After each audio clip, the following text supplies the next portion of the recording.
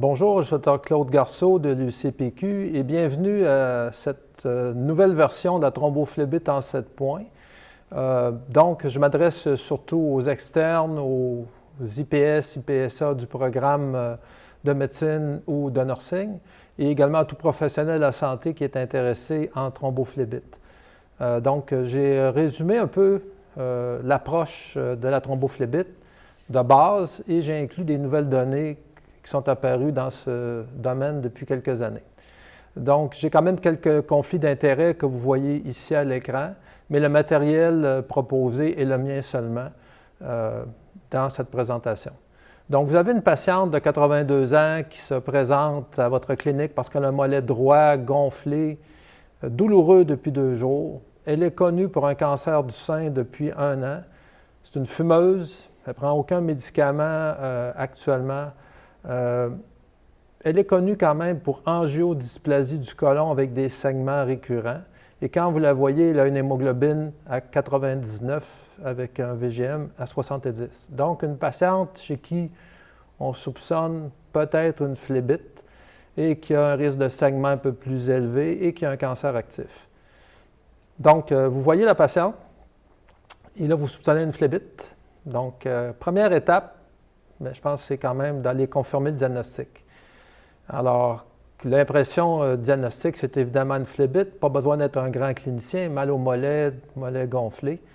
Donc, vous pouvez dire à la patiente presque d'emblée, bien, je soupçonne très fortement que vous avez une phlébite. Alors, avant d'aller beaucoup plus loin, il faut toujours parler du score de Wells. Le score de Wells, c'est un score qui donne une estimation clinique de la chance d'avoir une phlébite en présence de certains facteurs. Donc, on devrait calculer le score de Wells chez tous les patients. Alors, le score de Wells va nous donner une prévalence pré-test de la présence d'une phlébite. Vous avez ici les points qui sont indiqués. Vous pouvez retrouver le score de Wells facilement sur Internet.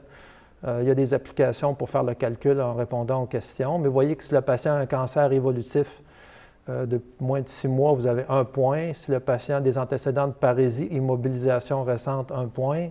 Alitement de plus de 3 jours ou chirurgie majeure au cours des 12 dernières semaines, 1 point. Sensibilité locale suivant la distribution des veines, 1 point. L'enflure de toute la jambe, 1 point. L'enflure d'un mollet qui est 3 cm par rapport à l'autre côté, 1 point. L'édème circonscrit à la jambe d'une seule jambe, bien, c'est 1 point. Si on a des veines superficielles collatérales non variqueuses, 1 point. Si on a déjà fait une phlébite, ça vous donne 1 point. On peut retirer 2 points si il y a d'autres diagnostics qui sont disponibles. Évidemment, là, ça nous donne un score et on a une dichotomie ici, c'est-à-dire qu'on a soit une prévalence faible ou élevée. Faible, c'est moins de 2 points, ou élevé, c'est 2 points ou plus. Alors, ce que ça veut dire, faible, vous avez un score de Wells inférieur à 2, vous avez seulement 6 % des chances d'avoir une phlébite. Et si vous avez un score de Wells supérieur ou égal à 2, vous avez 28 % des chances d'avoir une thrombophlébite. Donc, avec un score faible, on peut aller dans l'investigation vers un D-dimer. Et si le D-dimer est négatif, on considère que la thrombophlébite est exclue. Si le score de Wells est supérieur à 2 et que vous n'êtes pas capable, égal ou à 2, il y a 28 % des chances d'avoir une thrombophlébite. Si vous êtes incapable de faire les examens en dedans de 4 heures pour exclure la thrombophlébite, vous devriez anticoaguler le patient avec de l'héparine de faible poids moléculaire ou un NOAC en attendant les résultats des examens. Donc ça, je pense que si vous êtes en bureau ou à l'hôpital, vous n'avez pas accès, puis cette année avec le COVID et tout ça, bien, je pense qu'on a eu quand même des contingences qu'on n'avait pas avant. Donnez soit de l'héparine de faible poids moléculaire, une dose ou encore une dose de NOAC, rivaroxaban ou apixaban, et vous allez au Doppler veineux. Si le Doppler veineux est positif, vous anticoagulez le patient. S'il est négatif, comme le risque pré-test est à 28 %, on recommande de refaire un Doppler veineux 7 jours après pour bien s'assurer qu'il n'y a pas de phlébite. En effet, certaines des phlébites distales vont être manquées au Doppler initial. Il peut y avoir progression et donc un contrôle du Doppler est requis dans cette situation. Donc, on a parlé du diagnostic du score de Wells. Quels sont les diagnostics différentiels des phlébites? En fait, je vais vous donner un peu les autres diagnostics qu'au cours de ma vie ou de médecins ont pu me tromper. Alors, quelles sont les choses? Bien, si par exemple, vous avez un patient qui a 45 ans, qui a une douleur subite au mollet, mais qui fait de l'arthrite rhumatoïde puis qui a mal au genou, bien, le plus probable ici, c'est une rupture d'un kyste de Baker. Absolument, le genou est chaud, légèrement gonflé, on sent une voussure derrière le mollet. Le kyste va rupturer dans l'espace derrière le mollet et mimer une phlébite, mais avec l'échographie, on peut facilement voir le kyste palpiter. Et vous voyez ici une résonance magnétique là, qui est du luxe là, quand même, mais qui vous montre quand même le kyste de Baker qui est sur le près de rupturer. Si vous avez un patient qui est déjà sous Coumadin ou qui prend de l'héparine puis qui a un mollet gonflé ou douloureux, vous devez soupçonner un hématome jusqu'à preuve du contraire. Souvent, après quelques jours, le sang qui a migré derrière le mollet va descendre vers la cheville et vous donner une décoloration bleutée caractéristique. Vous voyez ici une résonance magnétique qui vous confirme l'hématome. Maintenant, chez les patients obèses, par exemple les patients en chirurgie bariatrique qui ont des jambes gonflées, c'est très difficile d'exclure une phlébite parce que ces patients-là souffrent de lipédème ou de lymphédème. La différence entre les deux survient, on peut faire une différence entre le lipédème et le lymphédème avec la présence de pieds gonflés ou non. Mais en fait, on a besoin vraiment de l'échographie pour nous aider dans ces situations. La cellulite, avec le streptocoque, la mangeuse de chair, souvent, initialement, les patients ont des douleurs atroces au mollet, ne font pas de température. Ce qui peut vous mettre à la puce à l'oreille, c'est l'immense douleur avec un patient qui est prostré. La présence de CPK, vous ne retrouverez pas de CPK élevé dans des thrombopphlébites habituellement. Ça va vraiment en faveur d'une fasciite nécrosante. Alors, comment on fait pour faire le diagnostic de la phlébite? Alors, on va parler des outils diagnostiques. Il y en a deux principalement dans notre coffre à outils, notre boîte à outils, le dédimère et l'échographie. Le dédimère, qui est maintenant centré sur la détection de la phlébite, a une sensibilité pour la phlébite de 97 % et a une excellente valeur prédictive négative de 98 %. Donc, un dédimère négatif exclut une phlébite dans la plupart des situations, et donc on n'a pas besoin de Doppler pour exclure une phlébite. Un dédimère positif, cependant, ne prouve pas la présence d'une phlébite parce que le dédimère est élevé avec l'âge, s'élève en post-chirurgie, est faussement élevé durant la grossesse, et un des défauts du dédimère, c'est qu'il n'est pas toujours facilement accessible non plus. Une des controverses, c'est l'utilisation du dédimère chez les patients de 50 ans et plus, ou 60 ans et plus. Les dernières recommandations en thromboembolie européenne et les recommandations américaines nous parlent d'un score normalisé de d'INR en fonction de l'âge. Alors, si vous avez 60 ans, le score pour les dédimères et la normale serait 6 x 10, 600. L'INES au Canada ne recommande pas l'utilisation de cette formule, mais il faut dire que les guides de pratique plus récents semblent suggérer que certaines études ont validé une normalisation de la normalité du dédimère en fonction de l'âge. En tout cas, je vous recommande de lire attentivement à la fois les recommandations de l'INES et l'American Society of Hematology et un autre guide de pratique européen sur le sujet pour vous faire une idée. L'échographie est utile, facilement accessible. C'est une sensibilité pour la phlébite proximale d'environ 95 %. Malheureusement, sa sensibilité pour les phlébites en bas du genou tombe entre 60 et 30 % pour des observateurs avec faible expérience, jusqu'à 60 % pour des experts. L'échographie n'a pas quand même une sensibilité parfaite pour les phlébites iliaques ou du petit bassin. Et le problème de l'échographie, c'est que ça va rester anormal après 1 an dans 25 % des cas. Donc, si votre patient a déjà fait une phlébite dans une jambe, il faut probablement avoir au dossier une échographie pour pouvoir comparer l'échographie plus récente à l'ancien. Donc, je ne faisais pas de contrôle échographique auparavant des patients avec phlébite en post-traitement, mais si j'ai une phlébite extensive, maintenant, je vais faire une échographie, pas que ça va me motiver ou non à continuer plus longtemps ou moins longtemps le traitement, mais je pourrais utiliser plus tard l'échographie si je cesse les anticoagulants au long terme pour déterminer s'il y a présence ou non d'une phlébite en utilisant à nouveau l'échographie. Chez la femme enceinte, l'échographie a une sensibilité vraiment insuffisante pour les phlébites dans le petit bassin. Donc, chez les femmes enceintes, on a un doute clinique. Parfois, on va les anticoaguler plus rapidement. On va répéter l'échographie ou d'autres examens radiologiques pour confirmer la phlébite. Le traitement maintenant, le quatrième point important. Chez les patients, on a plusieurs traitements. L'héparine à faible poids moléculaire, l'héparine suivi de Coumadin, l'héparine à faible poids moléculaire et les NOAC. Alors, chez les patients qui ont une insuffisance rénale, une DFGA en bas de 15, ou qui ont un risque accru de saignement ou qui ont besoin d'une réversibilité rapide, évidemment, l'héparine non fractionnée intraveineuse reste un bon choix, suivi de Coumadin. Chez les femmes enceintes et chez certains cancers, l'héparine de faible poids moléculaire est le premier choix. Mais dans la plupart des cas de phlébite, le premier choix demeure le NOAC. La plupart des patients vont préférer un NOAC plutôt que l'héparine à faible poids moléculaire. On favorise nettement le NOAC parce que le suivi est beaucoup plus facile que le Coumadin. Évidemment, il ne faut pas qu'il y ait d'insuffisance rénale sévère.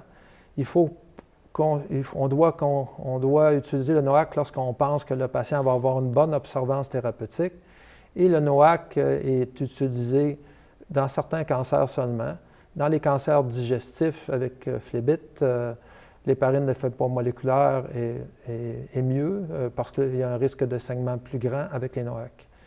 Donc, les recommandations du CHEST, les recommandations européennes, les recommandations de la SSVQ au Québec ou de l'INES recommandent 3 mois d'anticoagulant avec un NOAC, soit le daguibatran, le rivaroxaban, l'apixaban ou l'édoxaban, plutôt que le Coumadin comme premier choix en thrombophlébite. Alors, vous avez ici les trois NOAC sur le marché. Pour l'édoxaban et le Pradax, le dabigatran, malheureusement, ces deux molécules doivent être utilisées avec de l'héparine à faible poids moléculaire durant les 7 premiers jours. Donc, ils sont très peu prescrits dans le traitement de la thrombophlébite. Pour ces raisons, on va favoriser soit l'apixaban ou les rivaroxaban. Pour le rivaroxaban, c'est 15 mg BID pour 3 semaines, puis 20 mg ID. Pour l'apixaban, 10 mg BID pendant une semaine, 5 mg BID et pour le reste du traitement. Et l'apixaban a une indication de traitement prolongé avec remboursement au Québec, c'est 2,5 mg BID si le traitement est prolongé de plus que 6 mois. Alors, d'où viennent les recommandations pour les NOAC? Vous avez une étude qui a été faite avec le rivaroxaban qui montre qu'il était équivalent pour l'épisode de traitement initial d'une thrombophlébite quant à la prévention des thromboembolies. Donc, c'était équivalent à l'héparine de faible poids moléculaire suivi de Coumadin. Donc, c'est une étude très bien faite avec 1700 patients de non-infériorité. Pour ce qui est de l'apixaban, une autre étude qui a été publiée dans le New England en 2013 avec des milliers de patients. Encore là, on a pu prouver la non-infériorité de l'apixaban par rapport au Coumadin. Et cependant, on avait un avantage par rapport au Coumadin, une diminution des hémorragies majeures et des hémorragies majeures et mineures. Donc, on saigne moins, on a d'aussi bons résultats cliniques pour la prévention de la récidive des thrombophlébite et une diminution des saignements. D'où la recommandation que le NOAC est le premier choix plutôt que le Coumadin. On peut se demander pourquoi il y aurait moins de saignements avec l'Eliquist qu'avec les autres NOAC. Il faut dire d'abord qu'il n'y a pas eu d'études de comparaison directe entre le Xarelto et l'Eliquist. Et donc, les recommandations récentes ne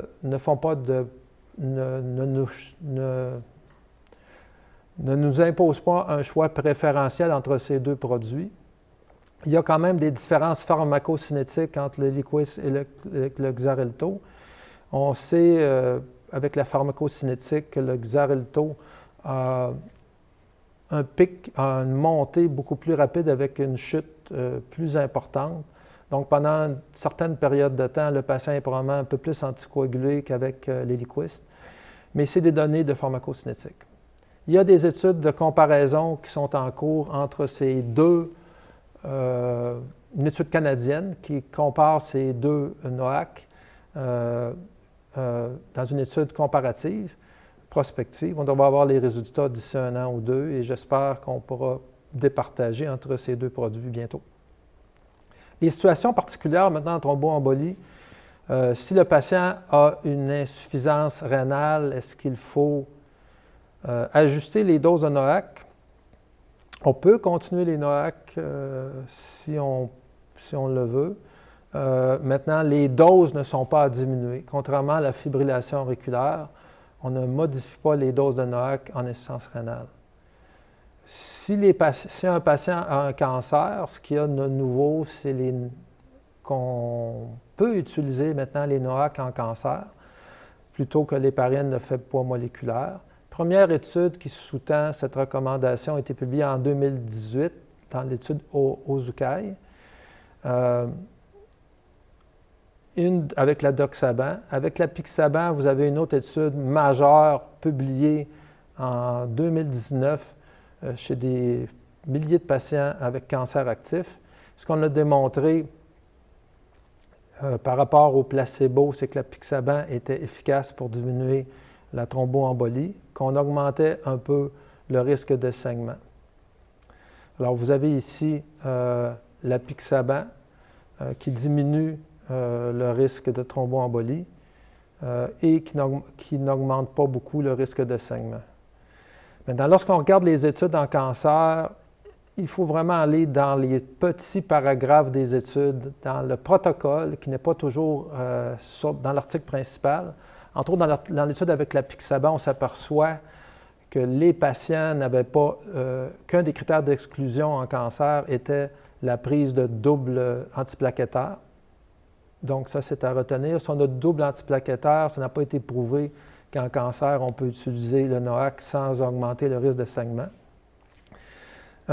Aussi, on n'utilisait pas le NOAC en chirurgie du cerveau ou spinal ou de l'œil. Les patients n'avaient pas d'anémie en bas de 8 grammes. La clairance était supérieure à 30 cc minutes. Le DFGE était supérieur à 30 cc minutes. Les patients n'avaient pas de maladie hépatique significative et la tension était contrôlée. Donc, les recommandations sont sorties maintenant en cancer et thrombose. Je vous soumets ici le dernier article, le guide de pratique de la Société américaine d'hématologie qui a été publié en ligne. J'ai fait en ligne aussi une vidéo qui résume les principales recommandations de ce guide de pratique sur le cancer et la thromboembolie. Alors, vous pouvez aller sur le site sous mon nom, le Claude Garceau, dans Vimeo, et vous devriez être capable de retrouver facilement cette vidéo qui nous donne les principales recommandations de ce papier important qui a été publié il y a quelques semaines. Donc, en patient chez le cancer, dans le chest, on recommande 3 mois d'anticoagulant au moins. On choisit soit le dabigatran, le rivaroxaban, le pixaban et le doxaban, plutôt que les anticoagulants oraux. Les patients qui ont un cancer digestif actif ne devraient pas recevoir de NOAC parce que dans cette situation, on augmente le risque d'hémorragie digestive. Donc, faire attention dans cette condition, ne pas les utiliser en insuffisance rénale sévère ou en maladie hépatique significative. Ne pas les utiliser aussi chez les patients avec double antiplaquettaire actif. Notre patiente, vous vous souvenez au départ, faisait de l'angiodysplasie. Alors, elle avait besoin d'une anticoagulation parce qu'elle avait une phlébite prouvée à l'échographie, mais elle a un risque de saignement significatif. Dans ce contexte, il est vrai que les NOAC, donc l'apixaban, a moins de chances de saigner. De notre côté, on doit considérer qu'avec un NOAC, s'il y a un saignement majeur, la réversibilité du saignement n'est pas assurée de façon rapide. Donc, peut-être qu'on peut utiliser un NOAC dans cette situation, tout en sachant que s'il y a un saignement majeur, la réversibilité pourrait être moins grande. Donc, je laisse ça à votre jugement clinique. Maintenant, l'INES au Québec a publié les circonstances spéciales et voici ses conseils. En insuffisance rénale, on utilise pour les patients entre une clarence entre 15 et 30 cc, on peut utiliser l'apixaban et le rivaroxaban avec précaution. Il n'y a pas de données vraiment qui supportent l'utilisation des NOAC en bas de 15 cc minutes de clarence. On va favoriser le Coumadin dans cette situation où l'héparine n'a fait pas moléculaire. L'héparine. Pour les patients avec cancer actif, il y a des données pour 3 NOAC, l'apixaban, l'édoxaban et le rivaroxaban. Pour un syndrome anticardiolipine, on ne devrait pas utiliser les NOAC. Pour les patients avec un poids supérieur à 120 kg maintenant, on peut utiliser les NOAC. Le patient qui a une chirurgie bariatrique, s'il s'agit d'une sleeve, seulement d'une gastrectomie partielle et non un bypass complet, on peut utiliser l'apixaban, on a des données cliniques maintenant. En cirrhose légère ou modérée, Childs A ou B, on peut utiliser les NOAC. Chez la femme enceinte, pas de NOAC. La femme qui allaite, pas de NOAC. La prothèse valvulaire mécanique, pas de NOAC. La fibrillation auriculaire avec une maladie rhumatismale sévère ou une sténose mitrale sévère, pas de NOAC. En insuffisance hépatique sévère en raison du risque de saignement, pas de NOAC. Et chez un patient qui a une chirurgie bariatrique, parce que l'absorption des médicaments est difficile dans une chirurgie bariatrique complète, on ne va pas favoriser un NOAC, mais plutôt l'héparine faite pour moléculaire suivie de Coumadin.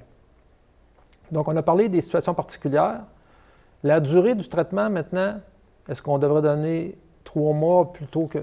Les recommandations sont de donner un traitement plus court. Il n'y a pas vraiment d'avantage à traiter 3 mois, 6 mois plutôt que 3 mois au départ. Une fois que le traitement aigu de la phlébite est fait, la patiente vous revient et vous demande « Je peux donc arrêter mes anticoagulants? » La réponse, c'est non. Ça dépend beaucoup des circonstances dans lesquelles la phlébite est survenue. Dans une phlébite idiopathique, on ne retrouve aucun facteur majeur déclencheur favorisant la phlébite. Le risque de récidive à l'arrêt de 3 mois d'anticoagulants est de 30 sur 5 ans. C'est 10 la première année et 5 pour l'année subséquente. Dans cette situation, on devrait vraiment considérer, dans les phlébites idiopathiques, une anticoagulation prolongée. Lorsqu'il y a un cancer actif, le risque de phlébite à l'arrêt des anticoagulants est de 15 par année. Si on a un facteur de risque non chirurgical mineur, 15 à 5 ans. Donc, dans ces situations, on va favoriser un traitement prolongé plutôt qu'un traitement court, parce que le risque de thromboembolie dépasse le risque de saignement. Le risque de saignement, habituellement, est à 1 à 2 par année. Donc, ce qui est recommandé, c'est que pour le traitement d'une thrombophlébite, la durée minimale de traitement est de 3 mois. On devrait songer à un traitement prolongé pour plus de 3 mois dans les cas de thrombophlébite proximale, ou encore lorsqu'il y a des embolies pulmonaires, dans des situations où la phlébite ou l'embolie pulmonaire n'ont pas été provoquées par des facteurs précipitants majeurs, en présence de cancer actif, et on devrait prolonger l'anticoagulation chez les gens qui ont un syndrome complet antiphospholipide. L'anticoagulant oral peut être utilisé pour des traitements à court terme. la même anticoagulation qui a été utilisée pour le court terme peut être utilisée à long terme pour poursuivre l'anticoagulation orale. Évidemment, on doit toujours tenir compte dans nos recommandations de traitement prolongé du risque hémorragique. D'où viennent les recommandations d'étendre à plus que 3 mois, donc de façon indéfinie, un NOAC comme l'apixaban? Vous avez une étude qui a été très bien faite, qui s'appelle Amplify Extension. On a pris des patients qui avaient été traités pour thrombophlébite ou embolie pulmonaire pendant plus que 3 à 6 mois. À l'arrêt, on a arrêté les anticoagulants pour un groupe, on a donné une dose d'apixaban 5 mg BID pour un groupe, et dans le troisième bras, 2,5 mg BID. L'étude a été poursuivie pour 12 mois supplémentaires. Évidemment, on voit que dans le groupe placebo, la récidive de thromboembolie survenait dans 8 % des patients, alors que dans le groupe apixaban, que ce soit 2,5 mg BID ou 5 mg BID, la récidive n'était que de 1,7 %. Donc, on a vraiment des données en faveur d'une poursuite de l'anticoagulation. Cependant, l'étude montrait des données de supériorité du traitement prolongé par rapport à l'arrêt du traitement. On s'est aperçu dans cette étude Amplify Extension que la petite dose d'apixaban 2,5 mg BID avait la même efficacité que la dose plus élevée, mais diminuait d'environ, de façon très significative, le nombre de saignements digestifs provoqués par la poursuite des anticoagulants.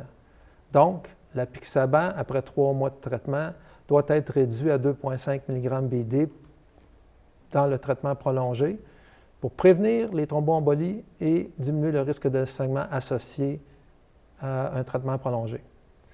Donc, dans cette situation, thrombose extensive, traitement prolongé, on doit traiter 14 patients pendant 1 an à 2,5 mg BID pour sauver un événement.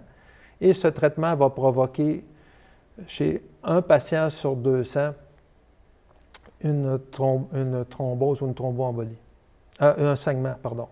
Donc, le NNT est à 14 et le NNH, le nombre de patients pour provoquer un saignement, est de 200. Donc, vraiment en faveur de l'apixaban à faible dose dans le traitement prolongé.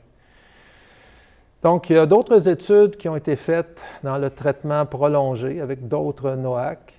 L'avantage peut-être ici de l'apixaban est qu'on ne semble pas augmenter le risque d'hémorragie majeure dans le traitement prolongé, alors que les données avec le rivaroxaban et le dabigatran semblent augmenter le risque de saignement.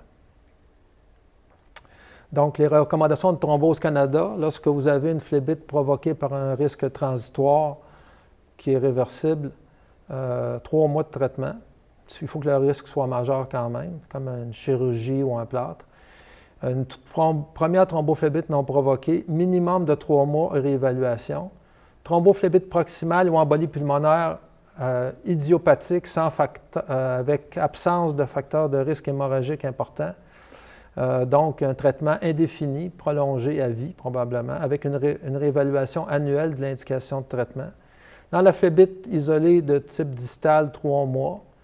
Et si vous avez un deuxième épisode de thrombophlébite, on recommande une anticoagulation minimum de 3 mois et probablement prolongée. Vous avez ici les facteurs de risque dans le guide canadien de pratique qui nous permettent d'estimer le risque de récidive à long terme, faible risque, intermédiaire ou élevé.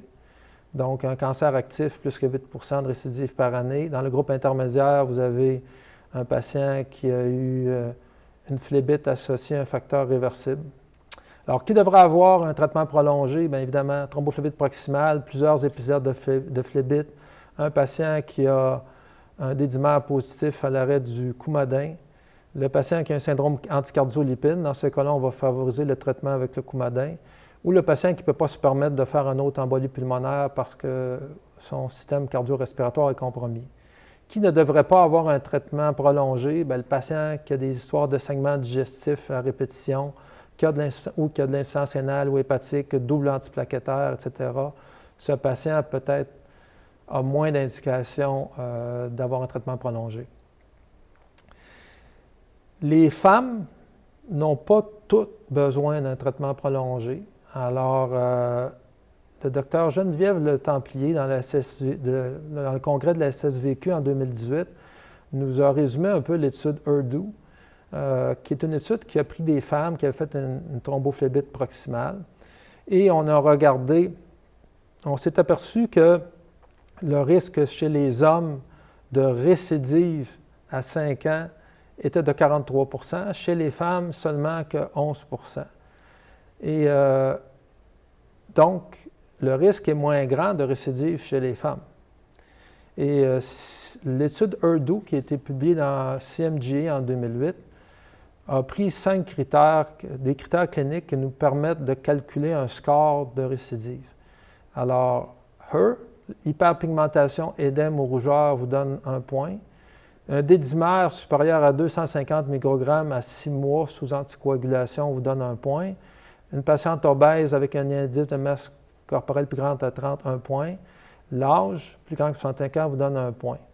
Alors, si vous avez 2 points ou plus dans le score ERDU 2, vous avez 14 % de récidive à 1 an. Donc, c'est une patiente à haut risque devrait être anticoagulée de façon persistante. Si le patient a 1 point ou moins, le risque de récidive est à 1,6 % à 1 an. Et donc, cette patiente, clairement, même si elle avait fait un épisode de phlébite proximale non provoqué, ne devrait pas se voir offrir un traitement prolongé avec des anticoagulants. Vous voyez ici le risque avec un risque faible, avec un score d'ERDU à 1, le pourcentage de récidive à 1 an était de 3 % et dans les risques élevés, le récidive était de 8 %.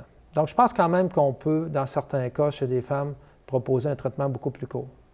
Est-ce qu'il vaut la peine encore en 2021 de faire un bilan de thrombophilie, protéine C, protéine 16, antithrombine 3, anticardiolipine? La réponse, c'est probablement que non.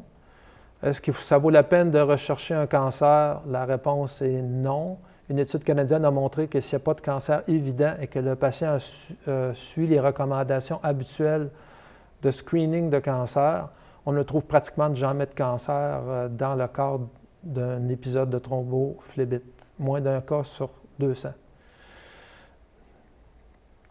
La patiente a décidé, malgré tout, elle a fait une phlébite proximale, elle a décidé de cesser ses anticoagulants à 3 mois. Elle ne veut rien savoir d'avoir un traitement prolongé. Est-ce qu'on peut faire quelque chose? La réponse, c'est oui. On peut lui offrir de l'aspirine à faible dose, elle a trop peur des anticoagulants. Et dans une étude qui a été publiée en 2012, l'aspirine, faible dose 1 fois par jour, diminue d'environ 50 % le risque de récidive d'embolie. Évidemment, je ne favorise pas l'aspirine plutôt que la poursuite des anticoagulants oraux, mais plutôt l'aspirine qu'il n'y a pas de traitement du tout. La durée du traitement, maintenant, on en a parlé. Maintenant, parlons des saignements. La même patiente vous appelle parce qu'elle saigne, elle est sous un anticoagulant quelconque, elle vous appelle parce qu'elle a des rectorragies abondantes. Alors, qu'est-ce qu'on fait? Bien évidemment, on va la diriger rapidement vers les urgences. Le risque de saignement sous anticoagulant peut être déterminé avec les facteurs de risque suivants: l'âge, la présence d'un cancer actif, la présence d'une anémie en début de traitement, les antiplaquettaires, la présence d'une DFGE très diminuée, la présence d'une maladie hépatique, une histoire antérieure de saignement ou la présence d'une thrombocytopénie.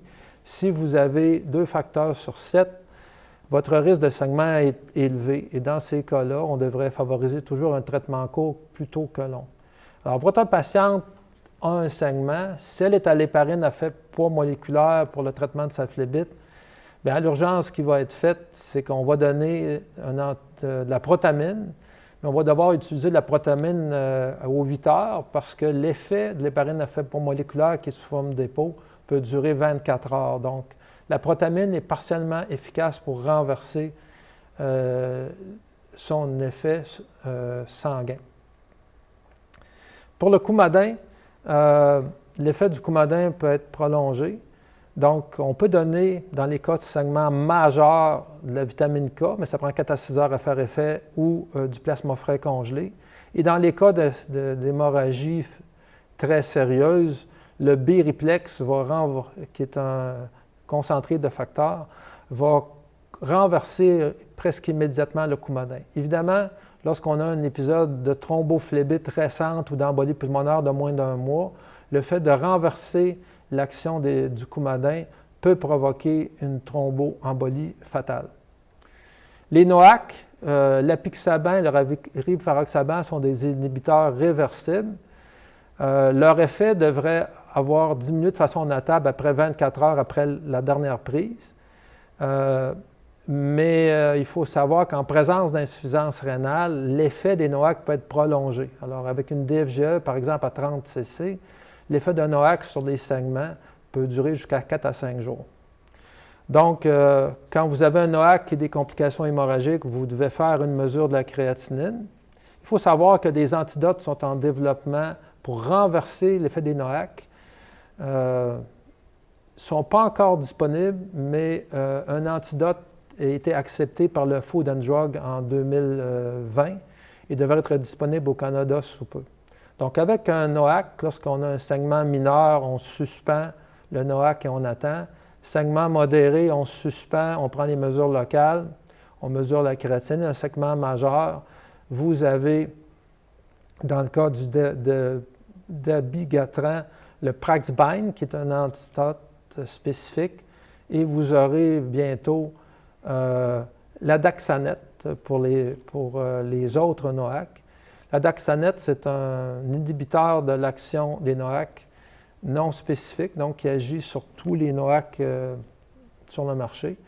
Et vous voyez qu'avec une perfusion, un bolus, on a dans la première heure vraiment un renversement complet de l'action du NOAC, mais il faut faire des perfusions par la suite pendant au moins 12 à 24 heures pour maintenir la réversibilité de l'action des NOAC. Donc, c'est un produit intéressant qui sera disponible bientôt, qui est accepté aux États-Unis, qui sera disponible sur nos marchés bientôt. Et pour finir, thrombophlébite distale, est-ce qu'il faut anticoaguler? Bien, les phlébites distales, on parle des phlébites péronnières, tibiales postérieures ou tibiales antérieures. Il y a quand même un risque de progression proximale de 4 à 20 % lors des 2 premières semaines. Donc, si on décide de ne pas traiter, on doit faire une échographie après la première semaine pour s'assurer qu'il n'y ait pas de progression. Généralement, si le patient est symptomatique et le risque de saignement est faible, on préfère anticoaguler les patients pour 3 mois. Donc, qui on devrait traiter avec des anticoagulants pour une phlébite distale? Bien, lorsque c'est impossible de faire le suivi échographique après une semaine, le patient qui a une thrombophlébite sur plus que 5 cm de longueur, qui a la présence d'un cancer, qui est hospitalisé, qui a des antécédents de thrombophlébite, mériterait également une anticoagulation plutôt qu'une observation. Alors, j'espère que ce cours vous a été utile sur les nouveautés en thrombophlébite. Je vous recommande de visionner aussi une autre vidéo que j'ai faite sur les nouvelles recommandations en embolie pulmonaire, recommandations européennes, un nouveau guide de pratique 2020. Alors, un cours complet sur l'approche de l'embolie pulmonaire avec une mise à jour et que vous retrouverez dans Claude Garceau sur Vimeo assez facilement. Je vais mettre aussi d'autres petites capsules et nous aurons aussi des podcasts avec un expert en anticoagulation au cours des prochains mois que vous retrouverez sur le site de la chaire de transfert des connaissances de l'Université Laval. Je vous remercie et je vous souhaite une bonne récupération de la pandémie en espérant que l'an prochain soit plus facile que cette année. Bonne journée!